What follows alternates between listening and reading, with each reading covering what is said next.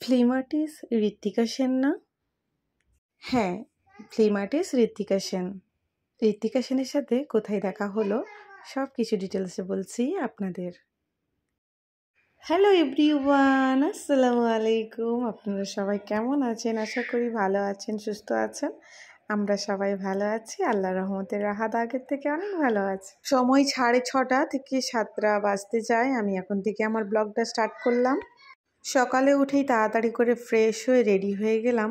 আজকে যাব একটু বেড়াতে। কোথায় যাব, কি করব, অবশ্যই সমস্ত কিছু শেয়ার আপনাদেরকে করব। এখন আমরা চলে যাচ্ছি কলকাতা আবানি মল। হাওড়া রিভার সাইড আবানি মলে চলে গেলাম আমরা। আজকে এখানে আমরা অ্যাকচুয়ালি আসার কারণ, আমরা এখানে লাঞ্চ করব। অ্যাবসলিউট বারবিকিউ নিশনে আজকে আমরা লাঞ্চ করব, তাই চলে এলাম টাইম মতো। রাহাত প্রথমে এসেই গাড়িগুলো দেখে তার জিদ শুরু হয়ে গেছে, আমি গাড়িতে বসবো, গাড়ি উম্মা দেবো। আমি বললাম ঠিক আছে চলো, ওখানে প্লে ঘর আছে, আমি তোমাকে ওখানে নিয়ে যাব। লিফটে ওঠার সময় বাঁ সাইডেই আছে বেবিদের প্লে ঘর। ভাবলাম ওখানে রাহাতকে একটু টাইম কাটাবো, কিন্তু ওখানে লাঞ্চের টাইম হয়ে গেছিলো কি না, আকশাকে আমি একবার চেক করতে পাঠিয়েছিলাম যে অ্যাকচুয়ালি দেখো যে লাঞ্চের টাইম কতটা বাকি আছে। ততক্ষণ আমি রাহাতকে প্লে ঘরের কাছে নিয়ে যাচ্ছি। কতটা কি নেয় সেটা আমি কথা বলছি, ততক্ষণ তুমি জেনে আসো। তারপরে ও এসে বলল যে বেশিক্ষণ টাইম নেই, জাস্ট 15 মিনিট টাইম আছে, কিন্তু এখানে টাইমিং হচ্ছে হয় আধ ঘন্টা নয় 1 ঘন্টা।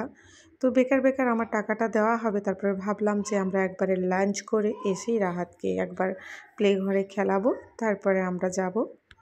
সেই জন্য রাহাতকে আবার প্লেঘর থেকে বের করিয়ে যেহেতু নিয়ে যাচ্ছি, রাহাতের মুডটা খুবই খারাপ। ওকে বোঝানো হচ্ছিল বাবু তোমাকে নিয়ে আসবো অবশ্যই। তো রাহাত অনেক বায়না করাতে আবার একবার জিজ্ঞাসা করতে এসেছিলাম যে 10 মিনিট টাইম নিলে কত কী নেবে। একই রেট, সেই 300 400 এইরকমই রেট। সেই জন্য ওর পাপাকে বললাম না, 10 মিনিটের জন্য আমি 350 বা 400 টাকা পে করতে পারবো না, চল আমরা লাঞ্চ করে আসি। ও জিদ করুক, তারপরে দিয়ে ওকে আমরা ঠিক চাপাবো, ওকে ঠিক বুঝিয়ে নেবো, চলো বলে আমরা চলে গেলাম বারবিকিউর কাছাকাছি। এখানে বারবিকিউর সামনে অনেক অনেক স্টল আছে, অনেক চেয়ার টেবিল, অনেকেই খাচ্ছে, বাট এতটা স্পেসের জন্য বোঝা যাচ্ছে না। এদিকে আমাদের টাইম প্রায় হয়ে এসেছে, তো আমরা চলে যাচ্ছি বারবিকিউর ভেতরে। তো ঢোকার আগে আকশা আমাকে বলল চলো ওয়াশরুম থেকে ঘুরে আসো, ভালো করে বসে খেতে হবে, খেতে খেতে ওয়াশরুমে যাওয়া যাবে না। আজকে আমরা দুজনে একদম রাক্ষস হয়ে যাব, যত টাকা পে করছি তার ডবল যেন আমরা খেয়ে যেতে পারি। ঠিক 1 বছর আগে এসেছিলাম এর 4th অ্যানিভার্সারিতে, তখন রাহাত অনেক লিটিল ছিল আর ঠিক এই চেয়ারটাতে বসেছিল। আজকে নিজে থেকেই এসে বলছে উম্মি আমি এই চেয়ারটাতেই বসবো। রাহাতকে যখন বললাম রাহাত আমার দিকে তাকাও, আমি একটা ফটো নেবো, ও বারবার মুখ ঘুরিয়ে নিচ্ছে, না না আমার ফটো নেবে না। আর এদিকে অনেকক্ষণ বসে থাকতে থাকতে রাহাত বোর হয়ে যাচ্ছে, সেই জন্য রাহাতের পাপা রাহাতকে একটু ঘোরাচ্ছে। আর সেই ফাঁকে আমি একটু ভিডিও করে নিলাম কী কী মেনু আছে। এই প্যাকেজের মধ্যে কেউ যদি বার্থডে পার্টি বা অ্যানিভার্সারি বা যে কোনো যদি কোনো অকেশানের জন্য সেলিব্রেট করতে চায়, সেটাও কিন্তু এখানে হয়। তাই ওনারা আমাদের জন্য একটা কেক, ছোট কেক আর অ্যানিভার্সারি খুব সুন্দরভাবে লিখে এনেছিল। রাহাত সেটাকে ঘেঁটে ফেলে।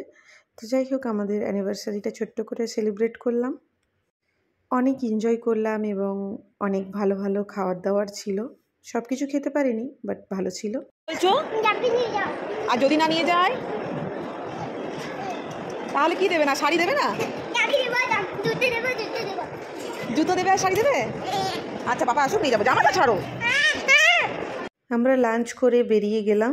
এখন একটু ঘোরাঘুরি করে চলে যাব একটু কলকাতার সাইড, কারণ আকশার আবার ইচ্ছে হচ্ছে আইটিসিতে যাবে।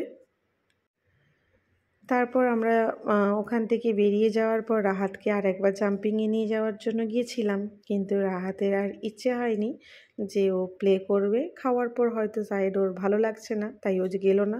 যেহেতু কলকাতার এদিক ওদিক ঘোরার একটা ব্যাপার ছিল, সেই জন্য ওখানে আর বেশি ওয়েট না করে আমরা বেরিয়ে গেলাম। যাওয়ার কিছুক্ষণ পর মা ফোন করে বলল পাপি আজকে ডিনার পার্টি দেবে, বিকজ কাল আমার অ্যানিভার্সারি ছিল, সেই জন্য সাধারণত অ্যানিভার্সারি, বার্থডে বা কিছু থাকলে বাপি আমাদেরকে ডিনার পার্টি দিয়ে রাখে। যেহেতু আমাদের সারাদিন অফিস থাকে, সেই জন্য দিনের বেলা কিছু করে না, যা করে রাত্রেই করে। আকসার খুবই ইচ্ছা ছিল আইটিসিতে গিয়ে খাবে, তো আমার ইচ্ছা ছিল না, বিকজ এখানে এতটা পেট ভরে খেয়েছি, সেই জন্য একদম ইচ্ছা ছিল না যে আবার কোথাও গিয়ে একটু খাই। বেচারার ফয়েজটা পুরি হলো না। যাই হোক, আমরা ব্যাক করলাম। ব্যাক করে আমরা ঝিঙ্গেলেশ্বরী প্রায় সবসময় খাওয়া হয় শের পাঞ্জাবে। এখন আর শের পাঞ্জাব ভালো লাগে না। এই ঝিঙ্গেলেশ্বরীটা আমার বরেরও প্রিয়, আমার প্রিয়, আমার জিজুরও প্রিয়।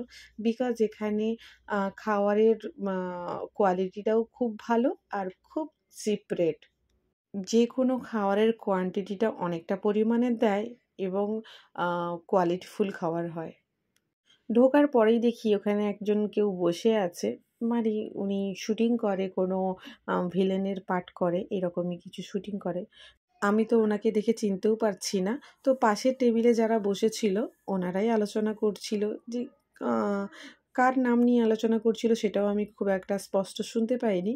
তো যাই হোক, উনি আমাদের সামনের টেবিলে বসে খাচ্ছিলেন, তাই আমি একটা ফটোশ্যুট নিলাম আপনাদের সাথে শেয়ার করব বলে। আমরা এখানে এসে ওয়েট করছি, মা বাপি এখনও আসেনি, এখানে দিদি তমলুক থেকেও এখনও আসেনি, ওদের জন্য এখন বসে বসে ওয়েট করছি আর বাইরের দিকে তাকিয়ে আছি ওরা কখন আসবে। 10-15 মিনিট ওয়েট করার পর গিয়ে দেখলাম যে মেজদি চলে এসেছে। যা হোক, মেজদি এসছে, মেজদির সাথে একটু আড্ডা মারতে মারতে বাড়ির সবাই চলে এসেছে। ডিনার পার্টিটা আলহামদুলিল্লাহ আল্লাহর রহমতে খুব ভালোই গেছে, অনেক আনন্দ করে ডিনার পার্টিটা করলাম। অনেক থ্যাংক ইউ বাপি, অনেক থ্যাংক ইউ আমাকে ডিনার পার্টি আমার অ্যানিভার্সারির জন্য উদ্দেশ্য করে দেওয়ার জন্য অনেক থ্যাংক ইউ।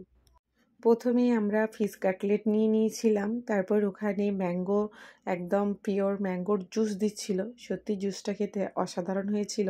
আইস দেওয়াতে, এই গরমের সময় আইস দেওয়াতে যে কোনো জিনিস আমার কাছে যেন প্রিয় লাগছে। সত্যিই জুসটা ভালো হয়েছিল। ওদিকে মা বাপি ওরা সবাই চলে এসেছে। তারপর এদিকে সিরিয়ালের যে ভিলেন উনিও যাচ্ছে, আর এদিকে রুহি যেহেতু আসবে, রুহির জন্য আমি ক্যামেরাটা ধরে রেখেছি যে রুহির দাদা বা রুহি দেখে কতটা এক্সাইটেড হয়। কারণ ওদের এন্ট্রিটা এটাই হয়, যখন একে অপরকে দেখে দু সাইডে দুজনে ছুটে গিয়ে যে হাগটা করে, এটা অনেক ভালো লাগে আর আমি এই সময়টা ক্যাপচার করতে অনেক পছন্দ করি। একসাথে এতগুলো বাচ্চা থাকলে যা হয় অবস্থা, শুরু করে দিয়েছে হল্লা। আমার সব ভালো, সব ভালো। আমি চিৎকার একদম নিতে পারি না। চিৎকার করলেই আমার মাথার মধ্যে যে কী হতে থাকে আমি জানি না। কেউ চিৎকার করলে আমি একদম সহ্য করতে পারি না। আমি বারবার ওদেরকে মা চুপ করানোর চেষ্টা করছি, বাট বাচ্চা শুনেই না। এখানকার এই জিনিসটা আমার খুব ভালো লাগে, এটা হচ্ছে ফ্যামিলি স্যালাড। কোথাও আমি স্যালাড খেলে সেখানে হিউজ পরিমাণ দামও নেয়, আর স্যালাডের পরিমাণটা অনেকটাই কোয়ান্টিটি কম থাকে। আর এখানে আম দামটাও কম থাকে আর হিউজ পরিমাণ স্যালাড থাকে। আজকে ডিনারে কি কি মেনু ছিল সেটা অল্প করে শেয়ার করলাম, কিন্তু লাস্টেরগুলো যেগুলো এসেছিল সেইগুলো আমি ফটো ক্লিপ নিতে ভুলে গেছি। কারণ রাহাতকে খাওয়াচ্ছিলাম, তারপর নিজে খেতে খেতে আর পরের শ্যুটগুলো নেওয়াও হয়নি। এখানের খাবারগুলো সত্যি কথা বলতে অনেক টেস্টি হয়, অনেক সুন্দর হয়। এবার আমি যতবার খেয়েছি ততবারই ভালো হয়। আপনারা হয়তো গিয়ে দেখবেন কোনো সময় হয়তো ভালো লাগেনি, তখন হয়তো ভাববেন আমি ভুলভাল বলেছি, মোটেও না। কারণ মানুষের হাতের রান্না কখনো ভালো হতে পারে, কখনো খারাপ হতে পারে। বাট আমি যতবার গেছি ততবার সত্যিই অনেক সুন্দর করে। সেই জন্যই আগে সবসময় যাওয়া হতো শের পাঞ্জাবে, আমিনিয়াতে। তো এখন হচ্ছে ওখানে আর যাই না, আর ডিরেক্ট আমরা এখানে চলে আসি আর রাস্তাটাও একটু কমে যায়। তারপর খাবারের কোয়ালিটি তো অবশ্যই ভালো।